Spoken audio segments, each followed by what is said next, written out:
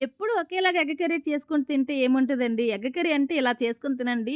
ఎక్సలెంట్‌గా ఉంటది. చపాతీలకైనా, రైస్‌లకైనా చాలా బావుంటది ఈ కాంబినేషను. ముందైతే ఎగ్స్ బాయిల్ చేసుకొని ఇలాగ హాఫ్‌గా కట్ చేసి పక్కన పెట్టుకోండి. ఆ తర్వాత మసాలా ప్రిపేర్ చేసుకుందాం. అల్లం, ఎల్లుల్లి, పచ్చిమిర్చి, పుదీనా, కొత్తిమీర యాడ్ చేసుకోండి.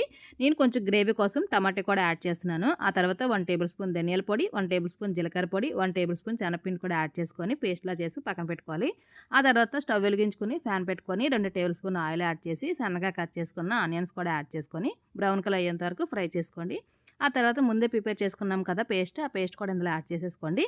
ఇది ఆయిల్ అంతా పైకి తేలేంత వరకు ఫ్రై చేసుకొని 1 టేబుల్ స్పూన్ కారం, హాఫ్ టేబుల్ స్పూన్ మసాలా పొడి, హాఫ్ టేబుల్ స్పూన్ పసుపు, రుచికి సరిపడినంత సాల్ట్ కూడా యాడ్ చేసుకొని బాగా మిక్స్ చేసుకోవాలి.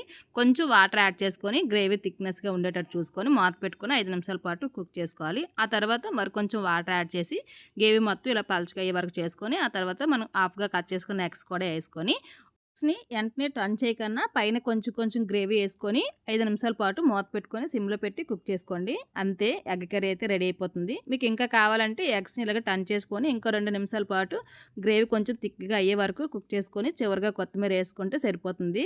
అంతేనండి. ఎక్సలెంట్‌గా ఎగ్ కర్రీ అయితే రెడీ అయిపోయినట్టే. చాలా అంటే చాలా బావుంటది. మీరు కూడా ఒకసారి ట్రై చేయండి. ఎలా వచ్చిందో